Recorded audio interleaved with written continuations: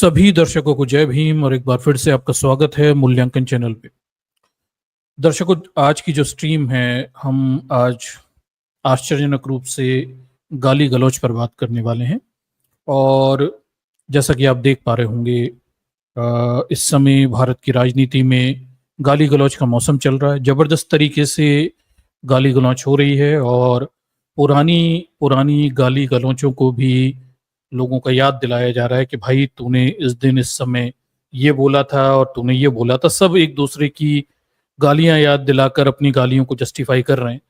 तो चलिए इस गाली गलौज के इस पूरे मामले को थोड़ा समझते हैं, इसके पीछे के समाज शास्त्र को समझते हैं और भारत में कैसे अलग अलग क्षेत्रों में अलग अलग प्रकार की गालियां दी जाती हैं। आप तो ये जानते ही होंगे कि भारत एक गाली प्रधान देश है। ठीक है, आपने बहुत सारे भारत के संदर्भ में प्रधानताएं देखी होंगी, सुनी होंगी।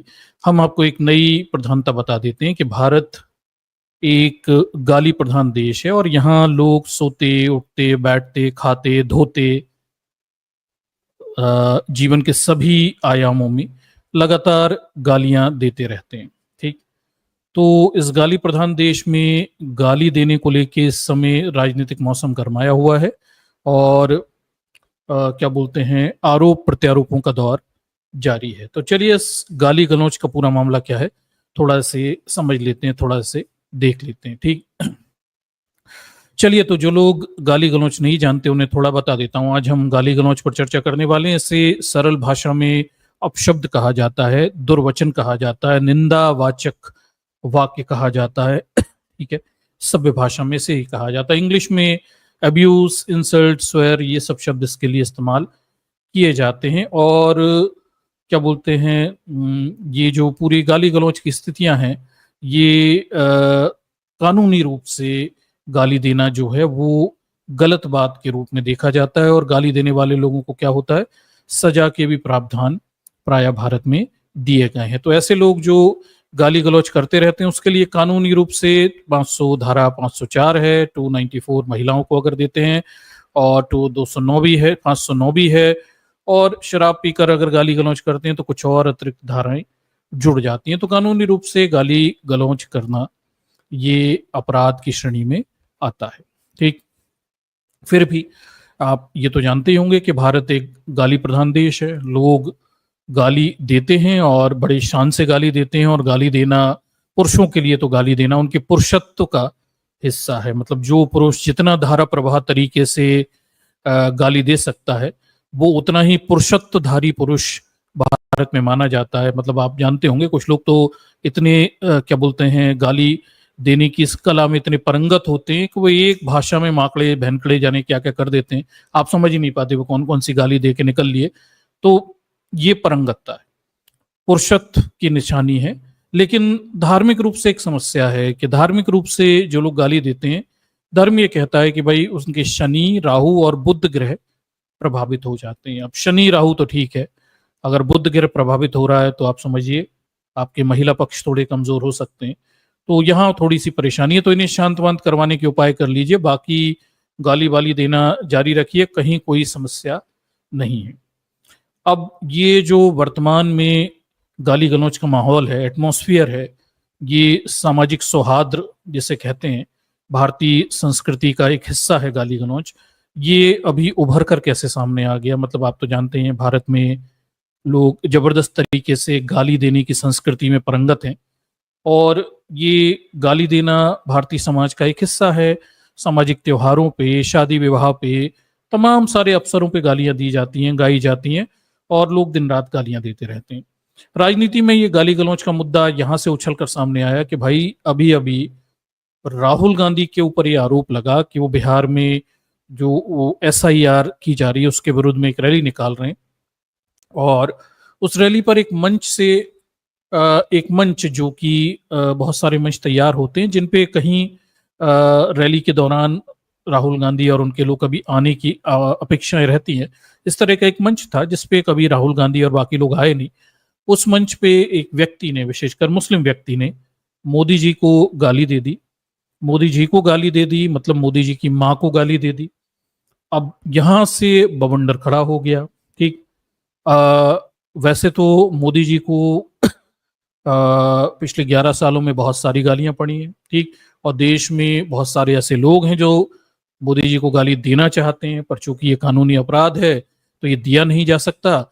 और मोदी जी को गाली पड़ी हैं, इसको लेके पीएमओ के हवाले से, प्रधानमंत्री जो पीएमओ है, ये जो आपका न्यूज चैनल है एबीपी न्यूज, इसने ये छापा हुआ था कि प्रधानमंत्री नरेंद्र मोदी को क्या बोलते हैं आपके 2000, एक मिनट रुकिए मैं डेट बता देता हूँ, शायद 2023 तक, ठीक, एग्जैक्टली डेट बताता हूँ, 2023 तक, हाँ देखिए 29 अप्रैल 2023 तक टोटल 91 गाली कांग्रेस के लोग दे चुके हैं। तो मतलब मोदी जी को गालियां पड़ती रही हैं, पड़ती रहती हैं, कोई नई बात नहीं है। 91 गालियां तो 2023 तक पड़ चुकी थी, आप 2025 में हैं, अब तक तो 100 सवा 100 से ऊपर पार हो गई होंगी। पर ये फिर भी एबीपी न्यूज छापता है कि मोदी जी को दी गई 91 गालियां, जानिए कब किसने कहा मोदी जी से अपशब्द। तो 91 गालियों की लिस्ट प्रधानमंत्री कार्यालय से निकाल कर इन्होंने दी। मतलब मोदी जी हिसाब रखते हैं कि उन्हें कौन गालियां देता है, और इसमें मतलब सभी तरह की गालियां मोदी जी को इतने 11 सालों में दी गई हैं। किसी ने सांप कह दिया, किसी ने चूहा कह दिया, किसी ने हिटलर कह दिया, किसी ने तानाशाह कह दिया, और इसी तरह किसी ने क्या बोलते हैं मोदी जी को मौत का सौदागर कह दिया। इसके अलावा मॉडर्न भस्मासुर भी कह दिया मोदी जी को, ये भी बताया गया। रावण कह दिया किसी ने मोदी जी को, ठीक है। अंगूठा छाप, ओ सॉरी, मतलब ये अंगूठा छाप तो गाली नहीं हो सकती मेरे ख्याल से मोदी जी के संदर्भ में, फिर भी चलिए वो बुरा मान गए, उन्होंने इसे गाली में लिख रखा है, अपने पीएमओ कार्यालय में दर्ज किया गया, ये अंगूठा छाप कह देना मोदी जी को गाली देना है, ठीक। किसी ने बंदर कह दिया, फिर और आगे चलकर तो गौरव पारदी उन्होंने आसाराम और राम रहीम तक कह दिया मोदी जी को। अरे यार, मतलब ये तो हद हो गई।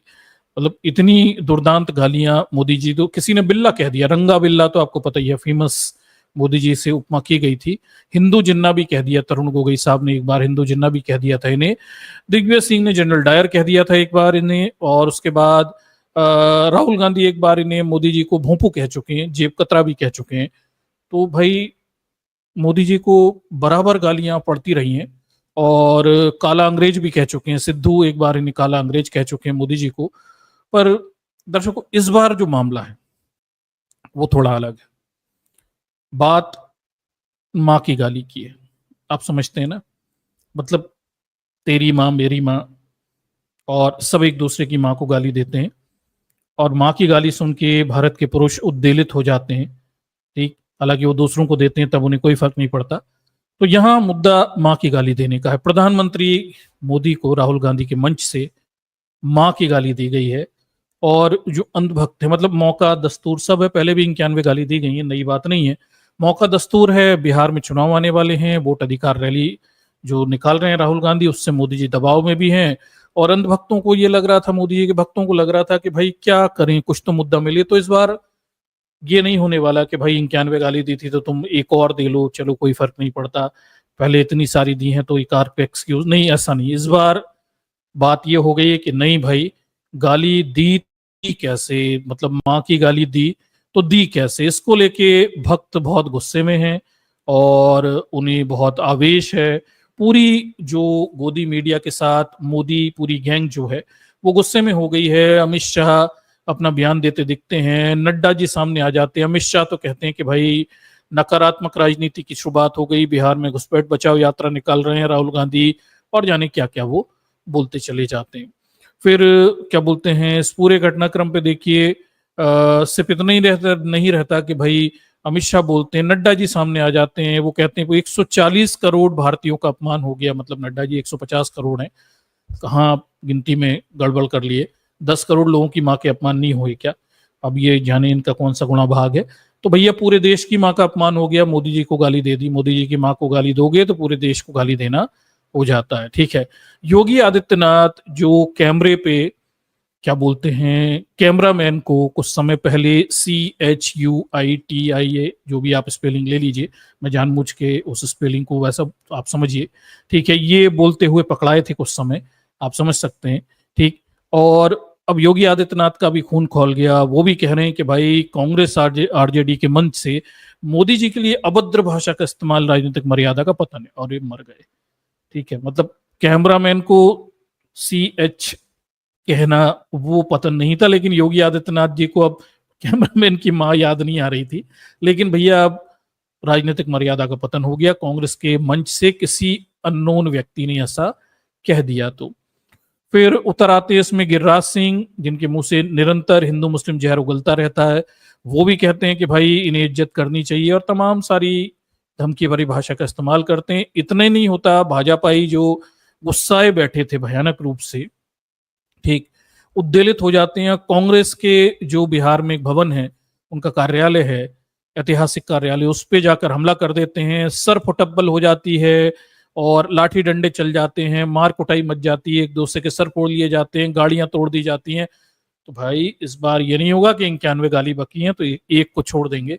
इस बार ये हो गया कि तेरी माँ और मेरी माँ, तेरी माँ की मेरी माँ की, अब ये बराबरी वाला मामला हो चुका है और अब ये आगे तक जाने वाला है, ये रुकने वाला नहीं है। पवन खेड़ा कहते हैं कि भैया ये तो बीजेपी का टूल किट है, वो व्यक्ति बीजेपी का व्यक्ति था, उसने आकर उनके मंच पे गालियां दे दी। इस तरह का कुछ कहने का प्रयास पवन खेड़ा कर रहे हैं। हालांकि उस व्यक्ति को गिरफ्तार कर लिया गया है। इसी बीच जो हमारे गृह मंत्री हैं अमित शाह, वो बड़ा आश्चर्यजनक बयान देते हैं। वो कहते हैं कि भाई पीएम को जितनी गाली दोगे उतना कमल खिलेगा, और क्या बोलते हैं, राहुल गांधी को शर्म करनी चाहिए। तो भैया अब परेशानी है कि बीजेपी कब किस चीज को लिटरली ले लेती है और कब किसी चीज को सिंबॉलिक लेती है, समझना थोड़ा मुश्किल है। अब अमित शाह कह रहे हैं कि प्रधानमंत्री को जितनी गाली दोगे उतना कमल खिलेगा। अब मुझे ये डर है कि भाजपाइयों के पास दिमाग की तो सख्त कमी है।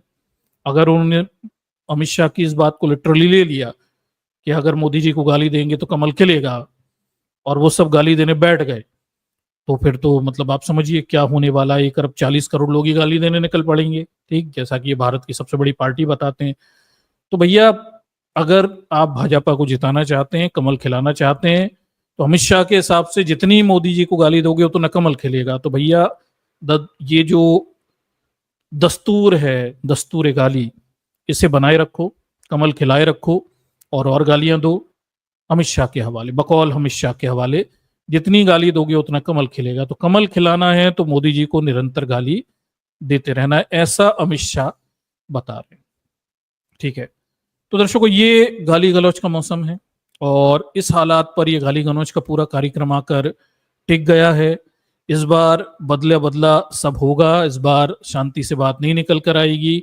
और इतना ये सब गाली गलौज चल ही रहा था, इसी बीच बंगाल से बयान आया। बंगाल की फायर ब्रांड नेत्री महुआ मोत्रा, उन्होंने एक जो घुसपैठियों के मुद्दे पर जवाब देते हुए ये कह दिया कि घुसपैठी जो घुसे हैं वो तो अमित शाह की जिम्मेदारी है, उनकी वजह से घुसे हैं, और अमित शाह का सर कलम कर देना चाहिए। इस तरह की कोई बात उन्होंने कह दी है, ठीक, टेबल पर काट के रख देना चाहिए, इस तरह की कोई बात महुआ मोत्रा ने कह दी है। बीजेपी ने उनकी इस सिंबॉलिक बात को, जो कि एक जुमला था, उससे लिटरली ले लिया। मतलब बीजेपी की खास बात है, वो किस चीज को लिटरली लेते हैं और किस चीज को सिंबॉलिक लेते हैं वो खुद तय करते हैं। मतलब इनकी तरफ से कोई गाली देता है तो वो जुमले हो जाते हैं, और ये इन्हें कोई गाली देता है तो वो लिटरली हो जाती है, ठीक। तो महुआ मोत्रा की उस बात को उन्होंने लिटरली ले लिया कि देखो अमित शाह की गर्दन काटने की बात कह रहे हैं, हल्ला काट ही रहे थे पूरे दिन से कि देखो इतना बुरा दौर आ गया, उधर वो राहुल गांधी तू तड़ाक कर रहा है, उधर मोदी जी की मां को गाली बकी जा रही है, इधर महुआ मोत्रा अमित शाह की गर्दन काटने की बात कह रही है। इतना माहौल क्रिएट किया ही था कि शाम तक पता चला कि वो बिथोड़ी निकल कर आया, रमेश बिथोड़ी, और उसने महुआ मोत्रा को एक ट्वीट में, ठीक है, वही कह दिया जो नहीं कहना चाहिए था, ठीक। तो अब उस बिथोड़ी ने कह दिया कि महुआ मोत्रा क्या है, आपको पता ही है, ठीक है। वो शब्द मैं कैसे यहाँ पे बोलूं, मेरे लिए थोड़ा मुश्किल है वो शब्द को बोलना, लेकिन आप समझ सकते हैं। महिलाओं के लिए, जो आधुनिक महिलाएं हैं, उनके लिए एक शब्द इस्तेमाल किया जाता है सी से, वो उसने बोल दिया CH से, वो शब्द उसने अपने ट्वीट पर बोल दिया। और जैसे ही उसने बिथोड़ी ने अपना मुंह खोला, बीजेपी का ये पूरा जो नैरेटिव था वो अब खटाई में पड़ता हुआ दिखाई दे रहा है, ठीक। सारा जो प्रेशर डेवलप कर रहे थे वो थोड़ा मुझे लगता है बैकफुट पे जाने की स्थिति आ जाएंगी। तो ये पूरा गाली गलौज का मौसम है। अभी कुछ और गालियां दी और ली जाएंगी, मैं इसकी संभावना व्यक्त कर रहा हूं कि अभी ये रुकेगा नहीं, और गाली गलौज चलेगी। आपको पता ही है गाली गलौज का मौसम तो लंबे समय से ही चल रहा है, और पहले बीजेपी के एक मंत्री थे, उन्होंने कर्नल सोफिया को गाली बकी थी, वो तो आप भूल ही गए। ठीक, तो मतलब ये चल रहा है इस समय मौसम ही चल रहा है। बस इस मौसम में उबाल तब आता है जब इन भाजपाइयों को दूसरे लोग गाली बकते हैं, तो मौसम में उबाल आ जाता है। ये बेचारे तुरंत संस्कृति का दुहाई देने लगते हैं, सभ्यता की दुहाई देने लगते हैं, और जब इन्हें कोई गाली बकता है तो फिर रोना गाने लगते हैं, और ये किसी को बकते हैं तो कोई मुद्दा ही नहीं रहता। आप जानते हैं संसद में गालियां बकी गई, बिथोड़ी ने कुछ नहीं हुआ, कर्नल सोफिया को इतना अभद्र और गालियां बकी, कुछ नहीं, और बाकी लोगों को तो ये बकते ही रहते हैं, कोई समस्या नहीं है। कभी किसी को सुपड़गा कह देते हैं संसद में बैठकर, कभी किसी को कुछ और कह देते हैं, कोई सीमा तो है नहीं। ठीक, पर ये गाली गलौज का इस समय मौसम चल रहा है। क्यों? क्योंकि भारत एक गाली प्रधान देश है। इस देश के लोग निरंतर निरंतर सोते उठते बैठते खाते पीते धोते गालियां देते रहते हैं। गाली भारतीय संस्कृति का एक अभिन्न अंग है। ठीक, और गालियां देना सांस्कृतिक रूप से भारतीयों को बड़ा सुहाता है। ठीक, तो मुझे लगता है अभी गाली गलौज के मौसम चलते रहेंगे और इसमें कोई कमी आने वाली नहीं है। कुछ नए इनोवेटिव गालियां भी शायद आपको सुनने में भविष्य में मिल सकती हैं। ठीक, भारत में गाली को लेके क्या बोलते हैं, क्या एक आर्टिकल है गालियों का समाजशास्त्र। ठीक है, और ये आर्टिकल जो है ये लेनिन महमूदी ने लिखा हुआ है। इसमें वो ये बताते हैं कि भाई गालियां क्यों दी जाती हैं। तो वो उसमें लिखते हैं कि दरअसल गालियां वर्चस्व कायम रखने का एक यंत्र है। ये एक प्रकार की सीमित हिंसा है जो उच्च जाति को निम्न जाति पर, मर्दों को औरतों पर आधिपत्य जमाने में मदद करती है। ठीक, तो ये अपने वर्चस्व कायम करने के लिए कुल गालियां दी जाती हैं। हजारों सालों से इन वर्गों की शिक्षा, संपत्ति, सत्ता, मानवीय गरिमा से वंचित रखना आसान काम नहीं था, मगर ये बहुत ज्यादा संवेदनशील होता तो इस अमानवीय स्थिति के खिलाफ रोज विद्रोह करते। इसलिए ये जरूरी था कि एक सामंती व्यवस्था को बनाए रखने के लिए छोटी जाति और औरतों के अंदर से उनकी संवेदना, उनकी गरिमा, उनके आत्मसम्मान को नष्ट किया जाए, ताकि वे बगावत ना कर सकें और मानसिक रूप से अपनी गुलामी को, अपनी स्थिति को स्वीकार कर सकें। इसलिए बचपन से ही इनके अंदर हीन भावना डाली जाए। इस हीन भावना को डालने का काम गालियों और कहावतों के द्वारा किया जाता है। कुल मिलाकर वो ये कह रहे हैं कि भाई समाज के कुछ वर्ग अपना वर्चस्व बनाए रखना चाहते हैं, समाज के दूसरे वर्गों पे, भारत में ये स्थिति दलितों के ऊपर और महिलाओं पर अपने वर्चस्व बनाए रखने की है, सवर्णों की और पुरुषवाची सोच की। ठीक, और समाज के जिन वर्गों को हमें वर्चस्व बना के रखना है, दबा के रखना है, और ये हमेशा के लिए करके रखना है, तो उन्हें मानसिक रूप से गुलाम बनाना होगा। और किसी को मानसिक गुलाम बनाना है तो उसके अंदर के स्वाभिमान, उसके अंदर की आत्मचिंतन, उसके अंदर की किसी भी किस्म की श्रेष्ठता के विचार को खत्म करके उसे हीन, दीनहीन, दरिद्र, गरीब होने का एहसास करा दो, बिल्कुल निम्नतर होने का एहसास करा दो, ताकि वो कभी बगावत कर ही ना सके।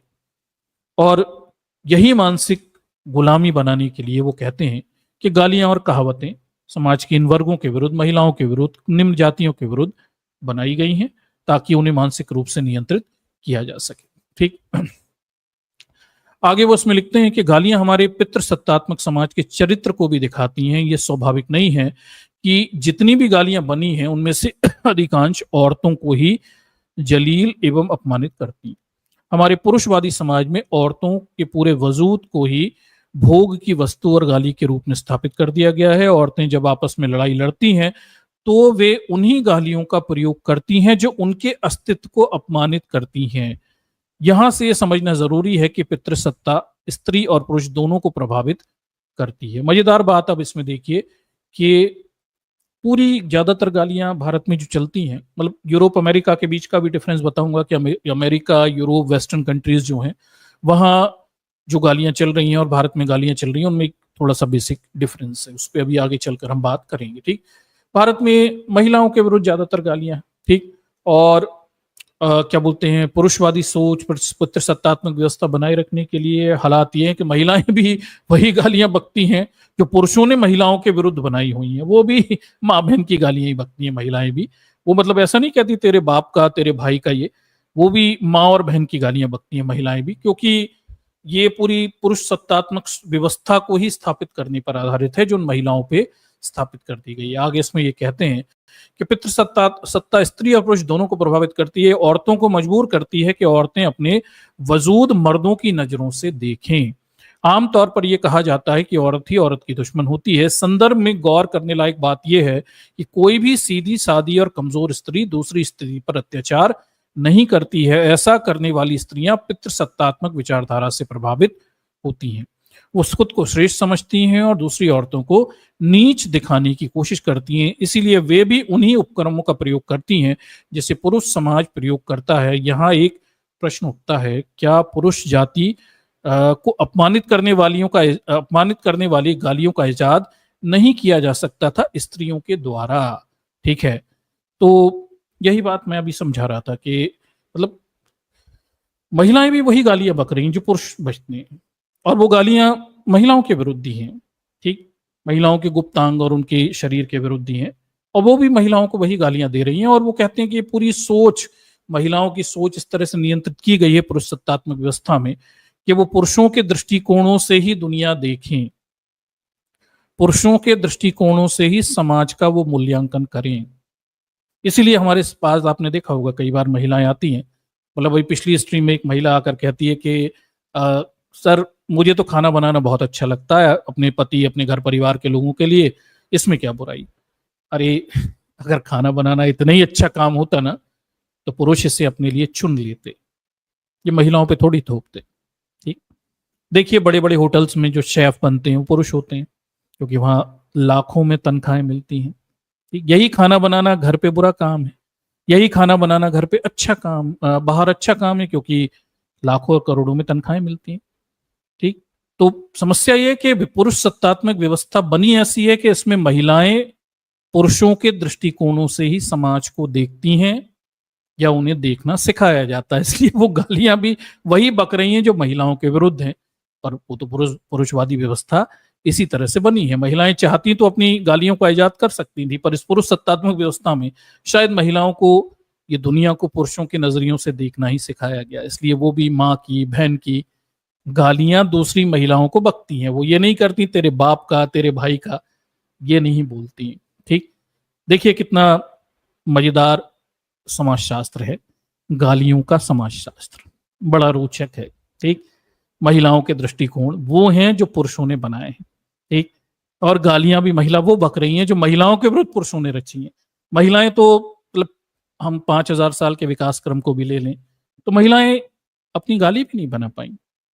अब और कुछ तो छोड़ दीजिए, महिलाएं अपने लिए गाली भी नहीं रच पाई। वो पुरुषों को गाली देते समय मतलब वो गाली नहीं बना पाई जो पुरुषों से संबंधित हो, वो वही गालियां बनाई जो उन्होंने आदमियों से संबंधित, जो आदमियों ने बनाई वही गालियां देती दिखाई दे रही हैं।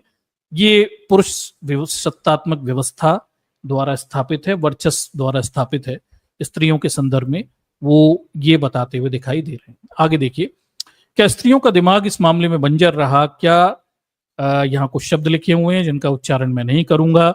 ठीक है, ये छी और रा और कु आप भी जानते हैं। आदि का पुरुषीय संस्करण नहीं हो सकता था। बिल्कुल दर्शकों, देखिए ये कितना शानदार बात है। जो महिलाओं के लिए हम शब्द इस्तेमाल करते हैं, बिथुड़ी ने ये शब्द महुआ मोत्रा के लिए इस्तेमाल किया है, दिख रहा है आपको? ठीक, ये वाला शब्द अब ये महिलाओं के लिए इस्तेमाल किया जाने वाला शब्द है, पर अगर महिलाएं बोलेंगी तो वो इसका उल्टा बनाती ना, पुरुषों के लिए कुछ और बनाती। ठीक, पर उन्होंने नहीं बनाया। महिलाएं भी महिलाओं के लिए ही शब्द इस्तेमाल कर रही हैं। ये रोचक है कि महिलाएं महिलाओं के लिए भी यही शब्द इस्तेमाल कर रही हैं, पुरुषों के लिए इसी चीज को दिखाने के लिए वास्तव में कोई शब्द है ही नहीं। महिलाओं के पास तो नहीं है, पुरुष बना दे तो बात अलग है, महिलाओं के पास नहीं है। ठीक, ये है महिलाओं की स्थिति, और पुरुषों के दृष्टिकोणों से महिलाएं वास्तव में समाज को देखती हैं और इसलिए पुरुषवादी सोच का वो शिकार रहती हैं। ठीक, ये बहुत समस्याग्रस्त स्थिति है और इससे मुक्ति दिलाना बहुत मुश्किल है। ठीक, क्योंकि सिस्टम इसी तरह का बना हुआ है। आगे देखिए, जब आप इस बारे में सोचेंगे तो इसका जवाब ना में ही होगा, क्योंकि शोषक की संस्कृति ही समाज की संस्कृति बनती है, जैसा कि स्टीवन बिको लिखते हैं। ठीक है, तो ये जो संस्कृति है ये पुरुषों की संस्कृति है, महिलाओं की संस्कृति नहीं है।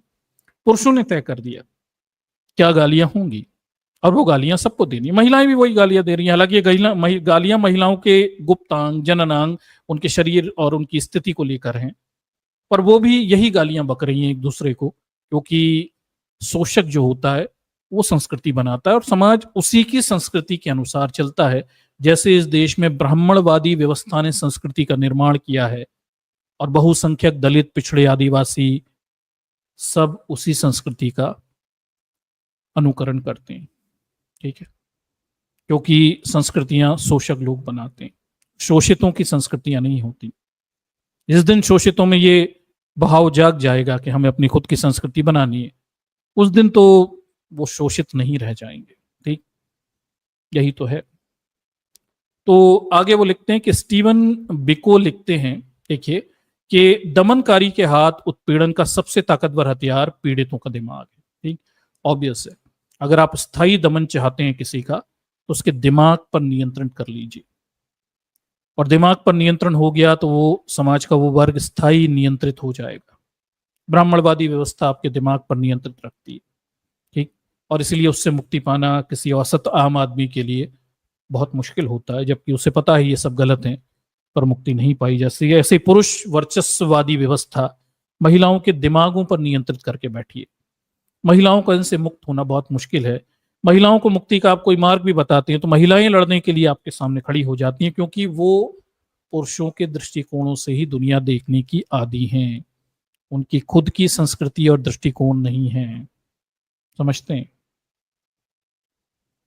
बड़ा दुखद है ये, पर यही तो है। ठीक, आगे वो लिखते हैं कि शोषक की संस्कृति सबसे पहले शोषित लोगों के दिमाग पर हमला करती है। ये उनके व्यक्तित्व को इस प्रकार ढालती है कि आपको पता ही नहीं चलता कि आप अपने शोषक के आदेश का ही पालन कर रहे हैं। औरतों के साथ विशेषता यही हुआ और इन्होंने पुरुषों द्वारा आविष्कृत गालियों को ही अपना लिया। चूंकि हम गालियों के संदर्भ में बात कर रहे हैं, इसलिए गालियों पर ही केंद्रित ये पूरा आर्टिकल था। महिलाओं ने भी पुरुषों की गाली अपना ली, महिलाओं पे खुद की गाली नहीं है। बड़ा आश्चर्यजनक है। वो गाली देंगी तो क्या देंगी? वही माँ की, बहन की, और एक और विशेष जाति जो गाली जो बहु से शुरू होती है, ठीक, उस पर अभी हम नीचे विश्लेषण करेंगे आखिर वो है क्या। ठीक, यही सब तो है। ठीक, और इन गालियों का प्रयोग करना इनके लिए सशक्तिकरण के रूप में नजर आने लगा है। मतलब महिलाएं गाली देने लगती हैं तो कहते हैं महिला सशक्त हो गई, मजबूत हो गई, बिंदास हो गई, और वो गाली तो वही दे रही है जो पुरुषों ने रची है। वो कहां से सशक्त हो गई, मजबूत हो गई और बिंदास हो गई? वो सशक्त मजबूत तो तब हो जो वो अपनी संस्कृति बना ले, अपनी गालियां बना ले। ठीक है, और ऑब्वियसली ये गालियां पुरुषों के विरुद्ध होनी चाहिए, ना कि महिलाओं के विरुद्ध। ठीक, आगे देखिए, ये उन्होंने महिलाओं के सामाजिक जो गालियों के सामाजिक विज्ञान है, सामाजिक स्थिति, उस पर ये आर्टिकल था। उसके बाद राष्ट्रीय आदिवासी एकता परिषद लिखते हैं कि हिंदू शब्द मुगलों की दी गई गाली है, ये तो आपको पता ही होगा। और इसके बाद हम उस आर्टिकल की तरफ चलेंगे जो सबसे महत्वपूर्ण है कि सबसे ज्यादा गालियां औरतों के विरुद्ध क्यों बनी है। इस बात का बड़ा गहरा विश्लेषण है और ये आदिकाल से शुरू होता है, और संदीप सिंह का इलाहाबाद से है, उनका ये आर्टिकल है। इसमें बड़ी रोचक जानकारियां वो गालियों के संदर्भ में देते हैं। ठीक, और इसमें बताते हैं कि गाली गाली में फर्क होता है। देखिए जरा क्या मजेदार विश्लेषण है कि मनोवैज्ञानिक और ऐतिहासिक इतिहासकार सुधीर कक्कर मानते हैं कि भारतीय यूरोपीय गालियों में फर्क है। दर्शकों, भारत की गाली और यूरोप की गालियों में थोड़ा सा फर्क है, संस्कृति का फर्क है, गालियों में भी फर्क है। देखिए जरा, सुनिए, बड़ा शानदार विश्लेषण है। ठीक ठीक, इसे थोड़ा समझिए दर्शकों। गालियों के मनोविज्ञान और गालियों की सामाजिक स्थिति का हम अध्ययन कर रहे हैं, कैसे अलग अलग क्षेत्रों में लोग अलग अलग तरीके से गालियां देते हैं। ये जानना बेहद ही रोचक है। आगे देखिए, जहां भारतीय सगे संबंध के साथ यौन संबंधों को सबसे बुरा समझते हैं, वहीं यूरोप में मल, यानी आप भी जानते हैं, ठीक है, पॉटी से जुड़ी गालियों को सबसे बुरा समझा जाता है। अब देखिए, भारत में जो गाली है, इतिहासकार सुधीर कक्कर बताते हैं कि भारत में जो गालियां चलती हैं इसमें सगे संबंधियों के संबंध, तेरी माँ का, तेरी बहन का, ये ज्यादा चलता है। मतलब सगे संबंधी जो होते हैं उनके यौन संबंधों पर आधारित गालियां ज्यादा है। यूरोप में जो मल यानी पॉटी से संबंधित गालियां हैं उन्हें ज्यादा बुरा माना जाता है। ठीक, उदाहरण के लिए बहन के नाम पर दी जाने वाली गाली सबसे ज्यादा लोकप्रिय है भारतीय गालियों में। भारत में जो गाली दी जाती है माँ की, उसके बाद बहन की, तेरी बहन की, तेरी फलाना ठिकाना जो भी हो, ठीक है, पुरुष का जननांग बता देते हैं। अब देखिए क्या स्थिति है कि लोकप्रिय गाली है, लेकिन आगे देखिए यूरोपीय संस्करण है ही नहीं। यूरोप में मां के लिए गाली तो है, लेकिन बहन के लिए गाली नहीं है। ठीक, वो देते भी नहीं और है भी नहीं। मां के लिए हो जाएगा मदर एम और एफ, लेकिन बहन के लिए गाली नहीं है। भारत में देखिए बहन के लिए अलग से गालियां इजाद है और कई प्रकार की गालियां, लेकिन यूरोप में संस्करण आपको दिखाई नहीं देता। वहां देखिए मां के नाम पर गाली तो वहां भी है, पर मां की योनि से पैदा होने को लेकर प्रचलित भारतीय गाली या तो ये तो आपने सुनी होगी BHOS, ये लिखा हुआ है जो आप समझ पा रहे होंगे। गाली का कोई यूरोपीय संस्करण नहीं है। ये जो गाली है भो और आखिरी में डी, ये भारत की अनोखी इजाद है। इसका कोई यूरोपीय संस्करण नहीं है। जैसे बहन के लिए वहां कोई गाली नहीं है, मदर के लिए जरूर है, मदर एफ, लेकिन बहन के लिए नहीं है क्योंकि वो उनकी संस्कृति का हिस्सा नहीं है। ऐसे ही भारत में एक बड़ी प्रचलित गाली है वो और आखिरी में डी, इसका कोई यूरोपीय संस्करण नहीं है। यूरोप में इस गाली को नहीं दिया जाता है। और देखिए मां की योनि से पैदा होने को लेकर ये प्रचलित गाली है। ये भो और डी वाली जो गाली होती है ये मां की योनि से पैदा होने को लेकर है कि भाई वहां से पैदा हुए हो, ये गाली के रूप में हम बोलते हैं। यूरोप में नहीं है ये संस्करण, इसका कोई वर्जन ही नहीं है। वो बोलते नहीं कि तू कहाँ से पैदा हुआ, इसके लिए कोई स्पेसिफिक टर्मिनोलॉजी हो, है ही नहीं वहां पे।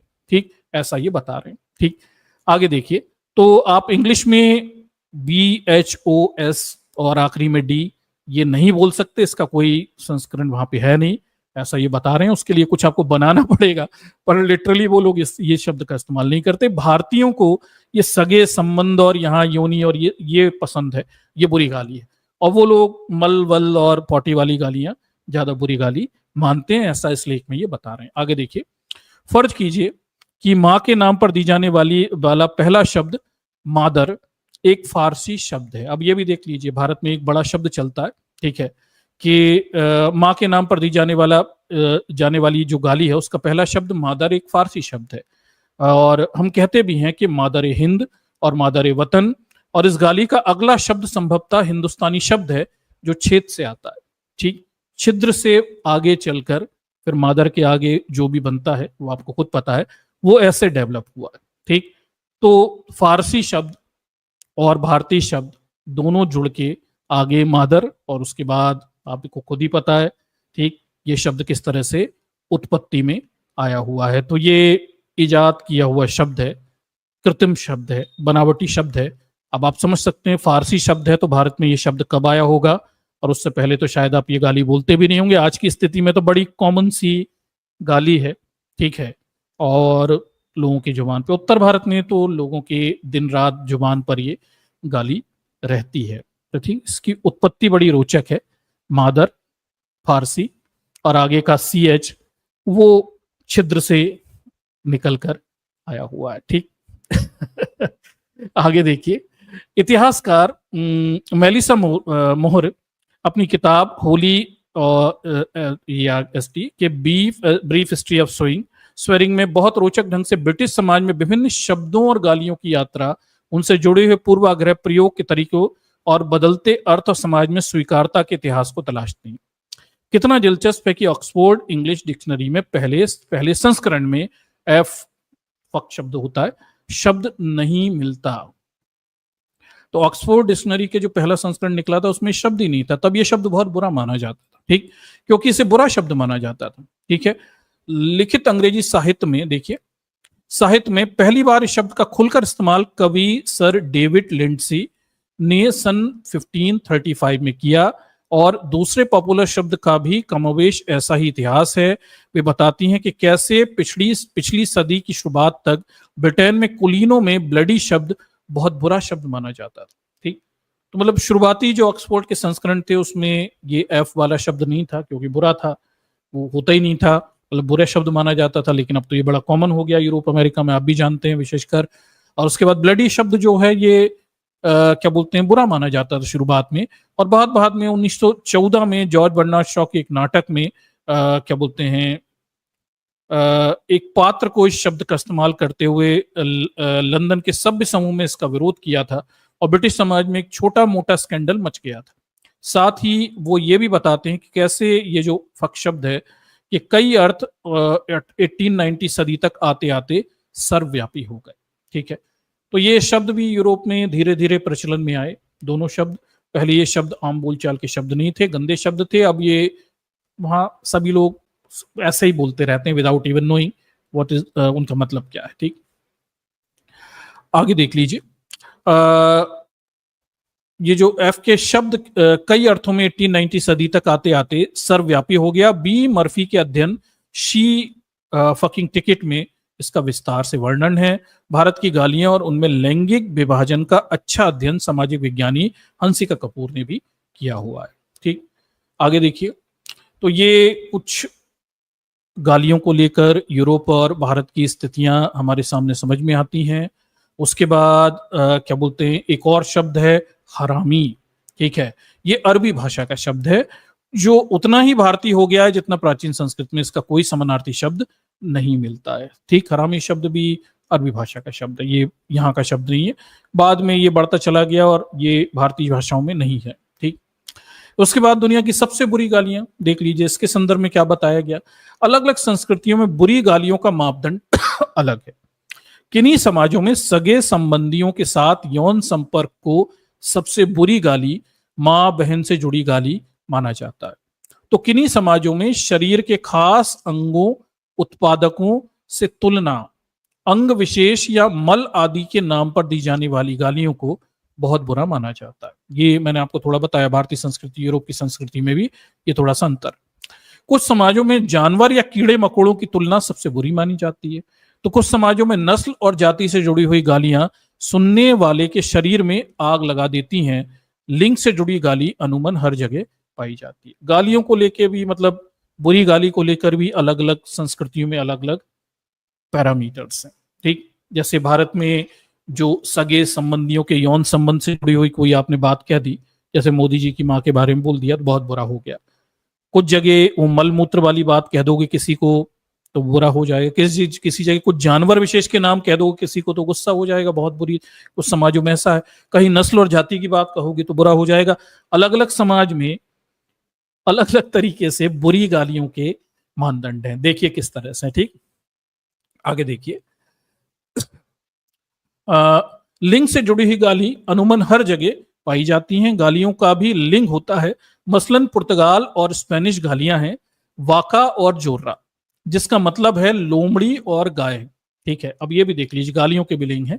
वाका और जोर्रा जैसी गालियां जिसका मतलब लोमड़ी और गाय है, महिलाओं को दी जाती है तो उसका अलग मतलब है, पुरुषों को दी जाती है तो इसका अलग मतलब निकाला जाता है। देखिए, जब किसी महिला को यह गाली दी जाती है तो इसका मतलब खराब चरित्र की महिला होता है, वाका और जोरा कह दिया तो ठीक। पर जब यही गाली किसी पुरुष को दी जाती है तो इसका अर्थ चालाक और ताकतवर सांड जैसा होता है। तो पुर्तगाल में ये जो दो शब्द हैं लोमड़ी और गाय, वाका और जोरा, ये गाली के रूप में होते हैं। मतलब हमारे यहाँ तो लोमड़ी गाय कहना कोई गाली नहीं है, लेकिन वहां ये गाली के रूप में। महिलाओं को दी तो गंदी महिला हो गई, पुरुषों को दी तो वो ताकतवर पुरुष है, सांड जैसा है। इस तरह से देखिए, वो एक ही गाली पुरुष और महिलाओं में अलग अलग तरीके से परिभाषित की जाती है। ठीक, आगे देखिए। सबसे मारक गालियां, ठीक, पेनिट्रेटिंग, सबसे ज्यादा दुख देती हैं। आगे देखिए, बंगाल में किसी को CHUTIA, ये तो आपने बहुत सुना होगा। भारत में तो लोग उत्तर भारत में जब चाहे कहते रहते हैं, मतलब इतना कॉमन है कि लोग अपने घरों में ड्राइंग रूम में ये शब्द इस्तेमाल कर लेते हैं। CHUITA इतना कॉमन है और लोग समझते नहीं है गाली है और जनरली इस्तेमाल करते हैं। ठीक, तो बंगाल में किसी को अगर ये CHUITA चूतिया, ये इस तरह से शब्द है, ये ट्राइब भी है, कहने पर आपकी पिटाई हो सकती है। पर ध्यान दीजिए कि असम की एक जनजाति का नाम भी, असम में एक चूटिया जनजाति है तो आपको पता ही है। ठीक, ये एक अलग विषय है कि कैसे इस जाति विशेष का नाम से गाली बन गई। इस समुदाय को अपनी भाषा में चूटिया का अर्थ वैभव होता है। मतलब चूटिया जनजाति का शब्द में चूटिया का मतलब तो वैभव होता है, ग्लोरी। पर पूरे उत्तर भारत में ये शब्द गाली है। अब ये कैसे बनी और मतलब कैसे कन्वर्ट हो गई। और कुछ जगह तो बंगाल में तो आप ये शब्द कह दें तो लोग लड़ने खड़े हो जाते हैं, बहुत बुरा मानते हैं। ठीक, उत्तर भारत में भी ये गंदी गाली में आती है। हमारे कुछ यूट्यूबर्स आती हैं, वो तो उसमें सिद्धस्त हैं, बात बात में कह देते हैं। ठीक, उनके मुंह से धारा प्रवाह निकलता है, बड़ा सुनने में अच्छा भी लगता है। ठीक, निकलता ही रहता है। तो ये ऐसे जनजाति विशेष के नाम को गाली में इस तरह से परिवर्तित किया गया। ठीक, अब ये समय के साथ होता चला गया होगा। शायद ऐसा असम और बंगाल के लंबे शासन के चलते हुए बंगाल में ही खास संदर्भ में किसी को, आगे देखिए, बंगाल में खास संदर्भ में किसी को सुएरा बच्चा कहना बहुत अपमानजनक होता है। बंगाल में एक और बात, सुएरा बच्चा ये कह दिया तो बड़ा अपमानजनक होता है। ठीक, तुर्की, ईरान से लेकर सेंट्रल एशिया, फिर आगे चलकर भारत में भी माँ बहन के साथ यौन संबंध को बहुत बुरी गाली माना जाता है, क्योंकि इन समाज में सगों के साथ यौन संबंध भीषणात्मक अपराध था, पर पूर्वी एशिया देशों में मामला कुछ दूसरा है। मसलन चीन के लोग कछुए को बहुत बुरी गाली मानते हैं। चीन में किसी की तुलना कछुए से अगर आप कर रहे हैं, बहुत बुरी गाली है। ठीक, तो बहुत बुरी बात है। भारत में तो नहीं है, पर चीन में है। आगे देखिए, थाईलैंड में किसी को हिया, मॉनिटर लिजार्ड कहना आपको खतरे में डाल सकता है। थाईलैंड में अगर आप किसी को ये हिया कह दोगे तो मॉनिटर लिजार्ड जो होती है तो वो लड़ने मारने उतर आएगा। ये बहुत गंदी गाली है, जितनी गंदी गाली अपने माँ बहन की होती है वैसा है। ठीक, ये देख लीजिए। अफ्रीकी महाद्वीप मेडागास्कर में ड्रोना यानी कुत्ता और अम्बुआ रजाना कुत्ते का बच्चा सबसे बेइज्जती करने वाली गाली मानी जाती है। ठीक, तो अफ्रीकी महाद्वीप मेडागास्कर में आपने किसी से ये कह दिया डोडराना और अम्बुआ, कुत्ता या कुत्ते का बच्चा, ये सबसे गंदी गाली मानी जाती है। ये मैं आपको बता रहा था कि कहीं जननंग माँ बहन के संबंध, यौन संबंध पे गालियां हैं, कहीं मलमूत्र गालियां हैं, तो कहीं कुछ क्षेत्रों में जानवरों से तुलना करना वो ज्यादा गंदी गाली मानी जाती है बजाय ये यौन संबंधों वाली। ठीक, दुनिया में अलग अलग तरह से अलग अलग चीजों पर लोग गालियों के रूप में प्रतिक्रियाएं दे रहे हैं। देखिए क्या रोचक है, अफ्रीकी महाद्वीप में पूरा मामला ही अलग है। वहां ये नहीं चलता तेरी माँ की तेरी बहन की, वहां चल रहा है तो किसी से कुत्ते से तुलना कर दी, कुत्ते के बच्चे से तुलना कर दी तो गाली हो गई, फिर वो लड़ने खड़े हो जाएंगे। ठीक, यही मामला इंडोनेशिया महाद्वीप के जावा का भी है। वहां आसा, देखिए आसा यानी कुत्ता और अनका कंपांग यानी सड़क का बच्चा सबसे मारक गाली है। मतलब वहां किसी से आपने आसा या अनका कंपांग कह दिया यानी कुत्ता और सड़क का बच्चा, सबसे गंदी गाली मानी जाती है। लड़ने खड़े हो जाएंगे लोग इस बात के लिए।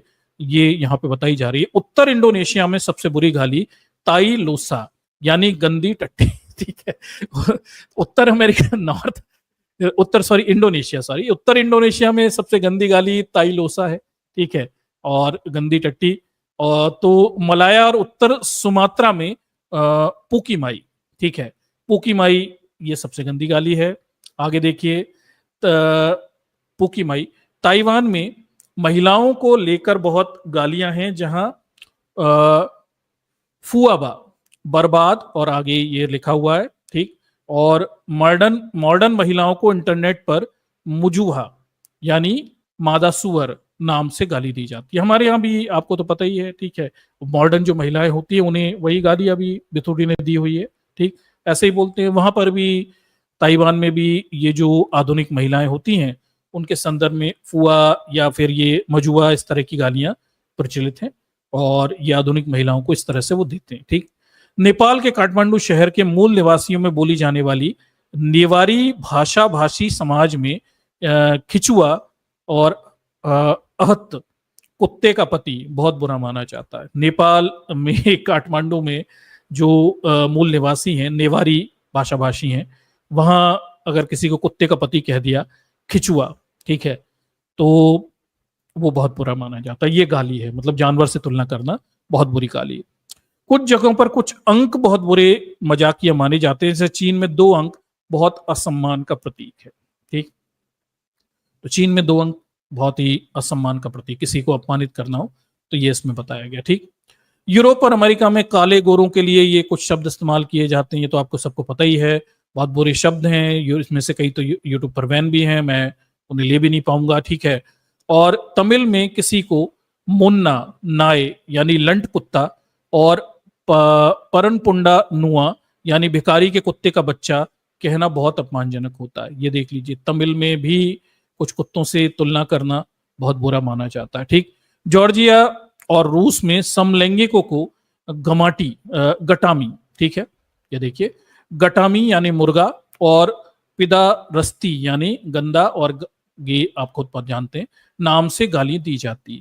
कश्मीर में अ, खजीर यानी सुअर और चोतुल, और इसका मतलब का आपको समझ रहे होंगे, और काले लोगों को यहाँ बोम्बुर, दतैया और बुरी गाली माना जाता है। ठीक, ये भी गालियां चल रही हैं। ठीक, तो दर्शकों मैं माफी चाहूंगा, थोड़ी साहित्यिक स्वतंत्रता ले रहा हूं। ठीक है, गालियां देना सामान्यतः हम कोशिश करते हैं गाली ना दी जाए। ठीक, पर ठीक है, वो विषय गाली का है तो उसमें अब मैं कितना ही उसमें सावधानियां रख पाऊंगा। ठीक, आप भी जानते हैं इतनी। ठीक, तो भारतीय समाज में भी खासकर पिछड़ी जातियों के नाम पर गाली दी जाने वाली गालियां मौजूद हैं। ये तो आपको पता ही होगा, लंबी सूची है, बहुत सारी जातियां हैं जो उसमें आती हैं, जो गालियां भी हैं और जातियां भी हैं। ठीक, आगे देखिए, झारखंड के मुंडा आदिवासियों की गाली बाकी सबसे एकदम अलग है। देखिए, कुल्ला, जोमई, शेर खा जाए, मतलब झारखंड में कुल्ला जोमई कह देना मतलब तेरे को शेर खा जाए, ये बड़ी गाली है और वो ये बुरी गाली में गिनी जाती है। उसके बाद उदरई करे दो, जानवर कहीं का। ठीक है, उदरई करे दो कह दो तो ये बुरी गाली मानी जाती है, जानवर कहीं का। और कोए करे दो, बेकारी कहीं का। ठीक है, और कुड्डी मुहा, ठीक है, महिला है, कुड्डी मुहा यानी महिला कह दिया तो बुरी गाली हो जाती है। और हाडी गटसी कुत्ता है, ये भी बुरी गाली मानी जाती है। ठीक है, बाजीकार और गुलगुलिया, असभ्य, धोखेबाज, ये सब गालियां मानी जाती है। मतलब ये लोग बड़े सभ्य लोग हैं, झारखंड के आदिवासी लोग। ये जो गालियां बोल रहे हैं, ये गालियां तो हमारे उत्तर भारत में किसी गाली के रूप में ली ही नहीं जाती है, और ये तो मतलब किसी उसमें काउंट ही नहीं होती, आप भी जानते होंगे। ठीक, जानवरों के कुछ नाम हैं और उन्हें गाली के रूप में हमारे यहाँ तो कौन ही लेता है। मतलब हमारे देश में आप किसी को अगर क्या बोलते हैं, शेर खा जाए और जानवर कहीं का और भिखारी कहीं का और महिला, ऐसी ये कोई गाली नहीं होती। लेकिन बेचारे झारखंड के आदिवासी इन्हीं गाली मानते हैं और वो इसे गाली के रूप में लेते हैं और बुरा माना जाता है वहां पे। ठीक, और देखिए, हार्डी गट्सी यानी कुत्ता, ये सब मैंने बता दिया आपको। ठीक, जैसी गालियां एक अलग ही समाज की तरफ इशारा करती। ठीक, तो ये झारखंड के क्षेत्रों की गालियां कुछ इन्होंने बताई हुई है। ठीक, फिर उन्होंने बताया कि गालियों का वर्गीकरण भी किया है। परिवार यानी 5 प्रकार की मोटी मोटी गालियां हैं। सगे संबंधियों से यौन संबंधों को लेकर बनने वाली गालियां। फिर दूसरी, शरीर के अंग विशेष पर केंद्रित की जाने वाली गालियां। ठीक है, उसके बाद जैसे मोदी जी को भी दी हुई है। ठीक, उसके बाद पश्चिम में ज्यादातर प्रचलन है। ठीक है, अंगों पर गाली जो होती है पश्चिम में ज्यादा चलती है, जैसे ये एसोल और डिक वगैरह, ये खूब चलती है। तीसरा, जानवर के सामने रखकर दी जाने वाली गालियां, जानवरों से तुलना करने वाली। चौथा, जाति नस्ल के नाम पर दी जाने वालियां। और पांचवा, लिंग के आधार पर बनने वाली गालियां। ये मोटे मोटे 5 परिवार हैं। ठीक है, गाली फैमिली के परिवार हैं। परिवार में ये 5 प्रकार की गालियां हैं। और उसके बाद फुटकर गालियां हैं, जिनमें कई बार पेड़ों से और कुछ फूल पत्तों से और इस तरह की कुछ तुलनाएं भी की जाती हैं। ठीक है, तो ये गाली को लेके कुछ सार था जो मैंने आपके सामने रखने की कोशिश की, और उद्देश्य ये है कि भारत एक गाली प्रधान देश है और नाना प्रकार की गालियां भारत में प्रचलित हैं, और ये भारत में लोग लगातार गालियां देते रहते हैं, और राजनीति में गाली देने को लेके बड़ा घमासान मचा हुआ है। ठीक, पर मुझे लगता है कि भारतीय समाज इस तरह का है, जब कोई हमें गाली देता है तो हमें बड़ी प्रतिक्रिया होती है, लेकिन जब दूसरे को कोई गाली देता है तो ज्यादा हम चिंता विंता नहीं करते, अरे ठीक है यार, गाली तो दी। इसी तरह का भारतीय समाज है। तो ये जो पूरा नौटंकी बीजेपी कर रही है, मुझे लगता नहीं कि मोदी जी की माँ को किसी ने गाली दी इस पर कोई मोदी जी को वोट कर देगा। मुझे नहीं लगता। भारतीय पुरुष और भारतीय समाज गालियों का पर्याप्त अभ्यस्त है और इससे कोई फायदा नहीं होने वाला है। ठीक, और इनफैक्ट लोग मजे और ले रहे हैं बीजेपी में, बीजेपी की इस स्थिति पर। जैसे भक्त लोग अभी रो रहे हैं, अरे मोदी जी की माँ को गाली दे दी, माँ को। लोग मजे ले रहे हैं यार, भारतीय समाज में लोग गाली देते हैं। ठीक, और गालियों के मजे भी लेते हैं। ये समाज इसी तरह का है। ठीक, आगे देखिए, ये तो मैंने पहले भी बताया था कि भारतीय समाज गाली प्रधान समाज है। भारतीय जो देश है गाली प्रधान देश भी है। और गाली को लेके एक सर्वे 2021 का है, ये मैंने पहले भी बताया कि लंबी उम्र जीते हैं गंदी गालियां देने वाले लोग, बीमारी से रहते हैं कोसों दूर। ठीक है, तो दर्शकों, हो सकता है भारत की जो औसत आयु बढ़ रही है उसमें इस बात का भी बड़ा योगदान हो कि हम निरंतर गाली प्रधान देश बनते जा रहे हैं, बड़ी गंदी गंदी गालियां देते जा रहे हैं, और अब तो राजनीति में भी मर्यादा हमने तोड़ दी है। और डोनाल्ड ट्रंप ने आके अंतर्राष्ट्रीय राजनीति में मर्यादा तोड़ी, तो भारत में अब ये मर्यादाएं पूरी टूटती जा रही हैं, और इसके बड़े स्वास्थ्य लाभ हैं। जो गालियां देते हैं और गंदी गंदी गालियां देते हैं वो लंबा जीते हैं और बीमारी से भी दूर रहते हैं, ऐसा ये नेटवर्क न्यूज 18 का आर्टिकल 2021 का है। और एक नया रिसर्च किया गया है, और ये रिसर्च जो है ये बता रहा है कि गाली देने वाले लोग लंबे समय तक जीते हैं। गाली देना स्वास्थ्य के लिए काफी लाभकारी है, और ये न्यू जर्सी का एक रिसर्च है जिसमें ये दावा किया गया है कि न्यू जर्सी की एक कीन यूनिवर्सिटी का रिसर्च है जिसमें ये दावा किया गया है, ठीक, गाली को लेके। और अगर आपको मेरी बात पे विश्वास नहीं है तो आप फेसबुक पे जाइए, प्रियंका राय जी हैं, ये लिखती हैं कि गाली देने से बढ़ती है उम्र। और प्रियंका राय जी का आप पूरा वीडियो देखिए, आपको गाली के स्वास्थ्य लाभ को लेके पक्का विश्वास हो जाएगा। अगर आपको विश्वास नहीं है तो ठीक, तो इनका पूरा पूरा वीडियो है, वहां जाके देखिए। इन्होंने गाली देने के तमाम सारे लाभ वहां पे बता के रखे हुए हैं, ठीक। ये न्यूज मैंने पहले भी आपके सामने रखी हुई है, ठीक। तो दर्शकों, ये है पूरा गाली का मामला, और गालियों को लेके सामाजिक मनोवैज्ञानिक स्थितियां, और गाली की लेकर लाभ और हानि की स्थितियां, और भारतीय समाज में और दुनिया भर में प्रचलित विभिन्न प्रकार की गालियों की अलग अलग स्थितियां, ठीक। मामला बहुत बड़ा है, इस पे बहुत कुछ लिखा गया है, बहुत सारी क्या बोलते हैं रिसर्च हैं, किताबें हैं, गालियों को लेके बहुत कुछ है, काफी लोगों ने इस पे बहुत कुछ लिखा हुआ है, और उसमें से छोटा थोड़ा सा कुछ आपके सामने रखने की कोशिश है। आगे अगर गाली गलौज का मामला और बढ़ता है तो फिर हम इस पे और गंभीर जानकारियां आपके सामने प्रस्तुत करेंगे, ठीक। और विभत्स किस्म की जानकारियां और बड़ी गहन किस्म की जानकारियां भी आपके सामने रखी जाएंगी। तब तक आप इससे काम चलाइए, ठीक। चलिए, तो ये आज का हमारा प्रेजेंटेशन है गाली गलौज को लेके। और अब मैं यहाँ से लिंक देता हूँ, हमारे वो तमाम सारे साथी जो इस बात से आहत हैं कि मोदी जी की माँ को गाली क्यों दी गई, वो यहाँ पर आ सकते हैं और अपनी बातों को रख सकते हैं। और वो हमारे साथी जो कुछ और पक्ष रखते हैं वो भी आकर यहाँ पे रख सकते हैं। एक फेसबुक पे बड़ा पोस्ट चल रहा है कि वास्तव में तो पूरा देश ही राजा बाबू को गाली देना चाहता है, पर बहुत सारे लोग हैं जो कानूनी पचड़नों के कारण ये नहीं कर पा रहे हैं, ठीक। शायद बीजेपी ये नहीं समझ पा रही कि 11 साल हो गए और लोग भरे पड़े, ठीक। और वो चाहते हैं, बड़े बड़े पड़े लोग हैं, उन्हें बहुत गुस्सा है इस बात को लेके, और वो बड़े आवेशित भी, ठीक। चलिए, तो ये लिंक मैंने यहाँ से आपको दी हुई है, स्टूडियो में ये लिंक है। और